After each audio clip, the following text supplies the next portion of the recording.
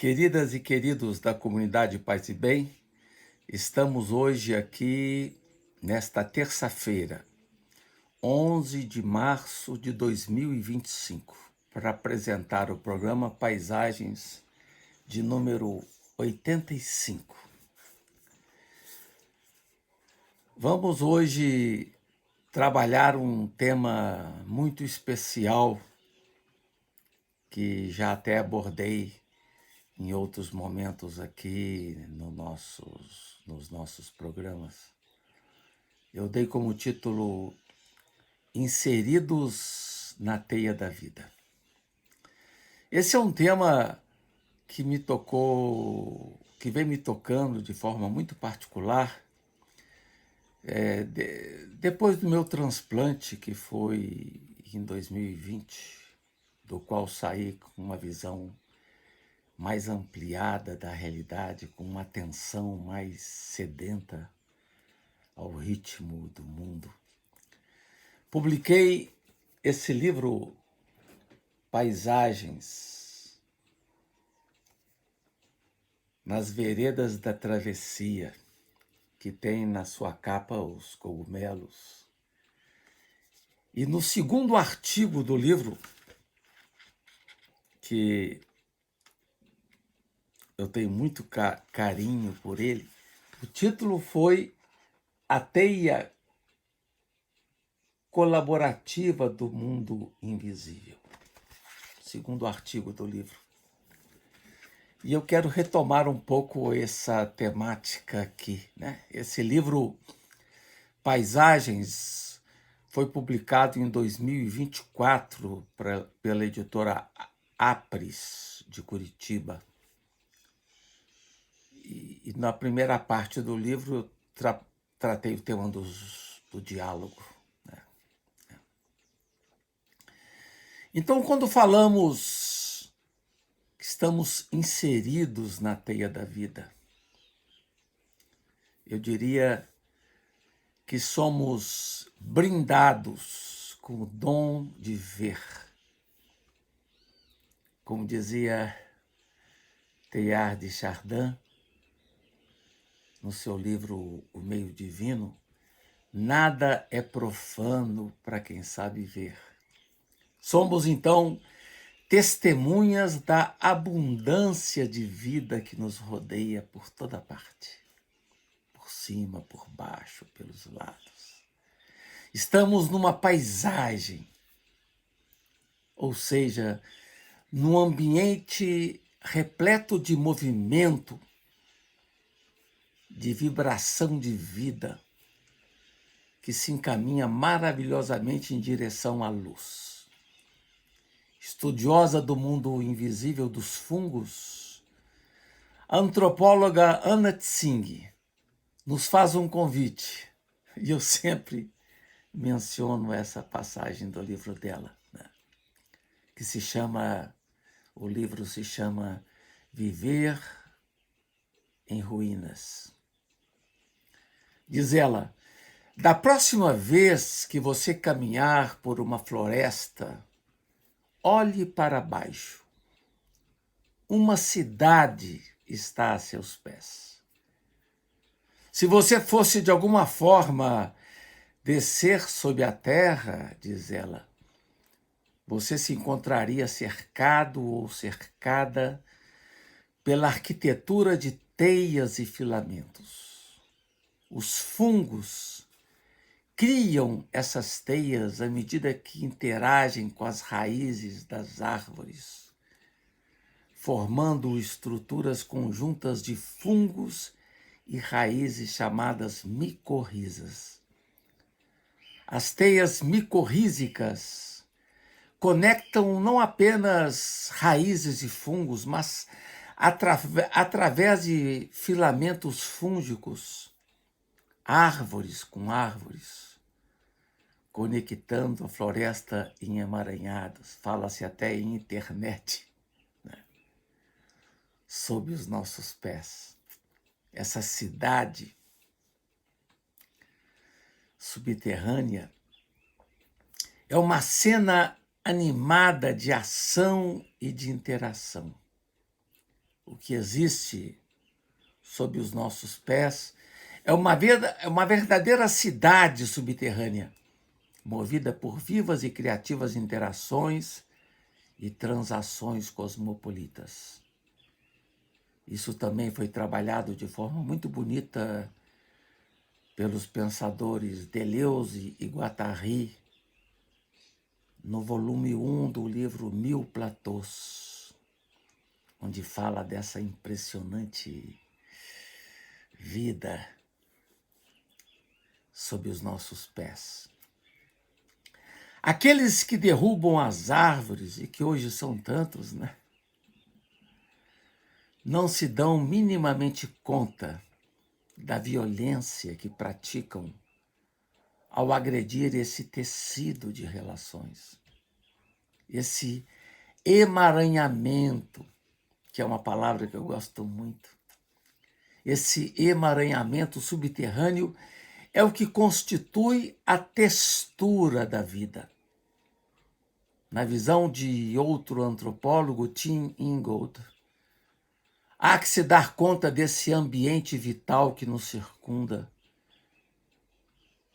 que é o ambiente e o domínio do emaranhamento. Nessas teias microrrízicas não há fim nem começo. Os filamentos surgem do meio, dos lados. Quebra-se toda a ideia de teleologia.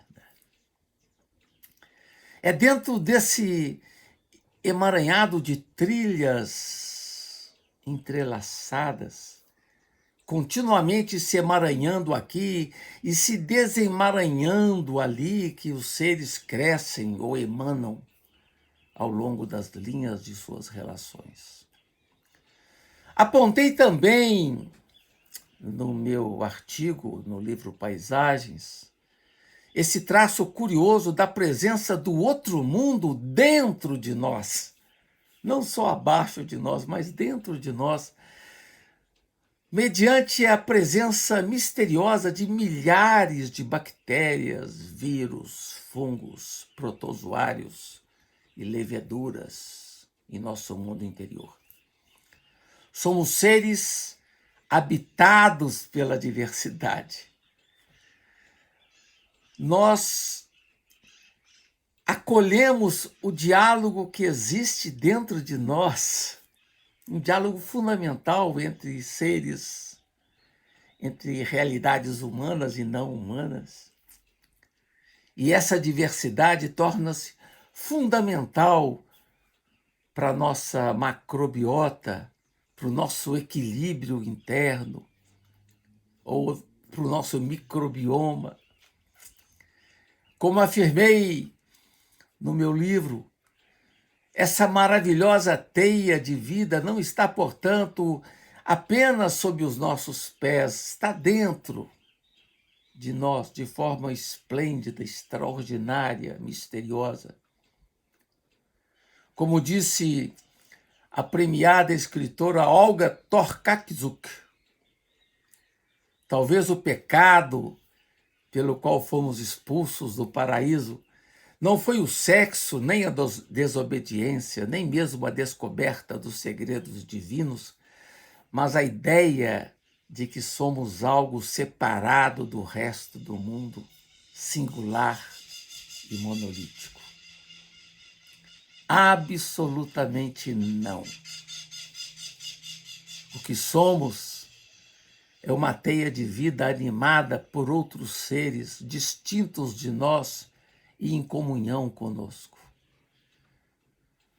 Utilizando uma expressão de Donna Haraway, nós somos criaturas da lama e não do céu.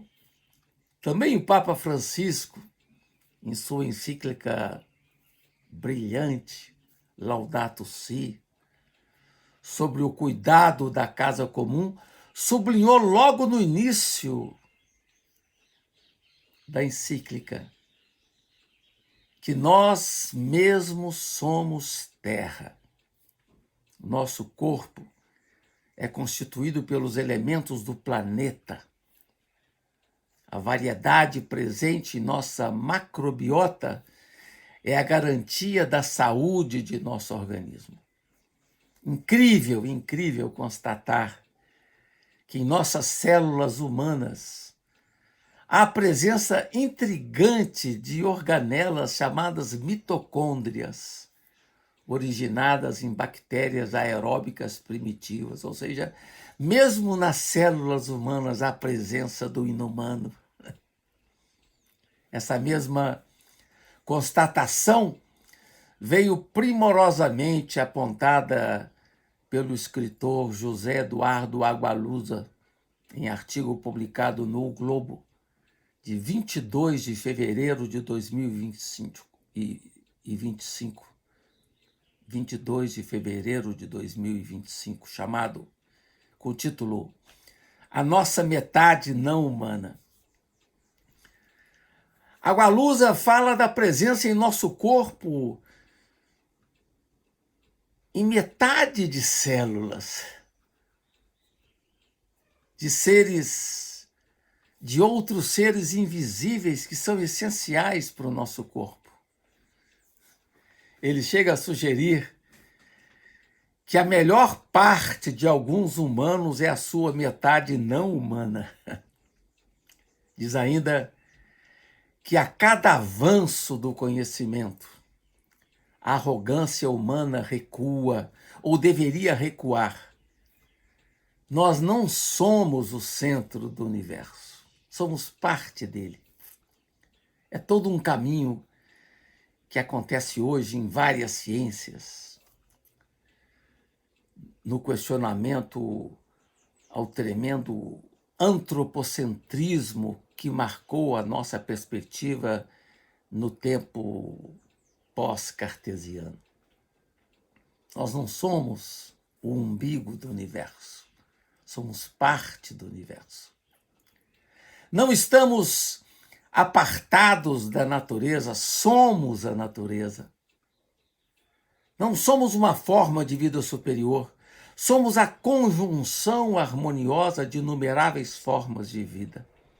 Sem dúvida, o diálogo também está dentro de nós, como um convite aberto para vivermos essa experiência essencial na relação com os nossos amigos humanos. É incrível o poder de resiliência de fungos e cogumelos. São muito mais resistentes do que os seres humanos às adversidades.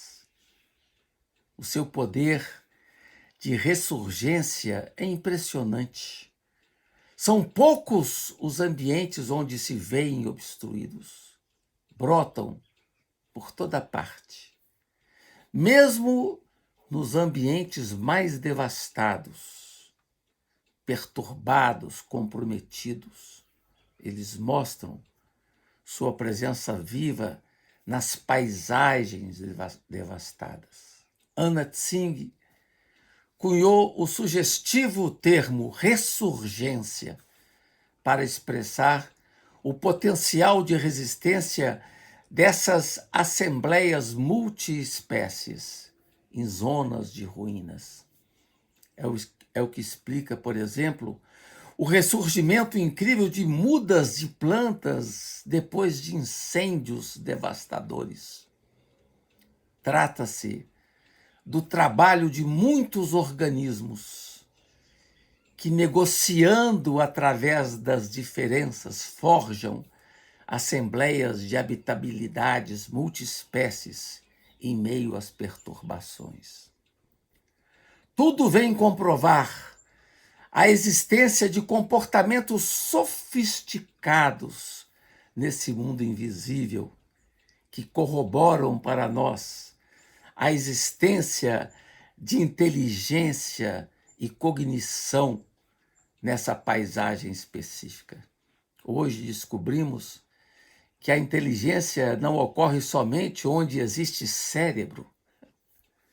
O mundo dos vegetais, o mundo dos fungos, esse mundo invisível, quase invisível, ele nos fornece a chave para entender novos tipos de inteligibilidade,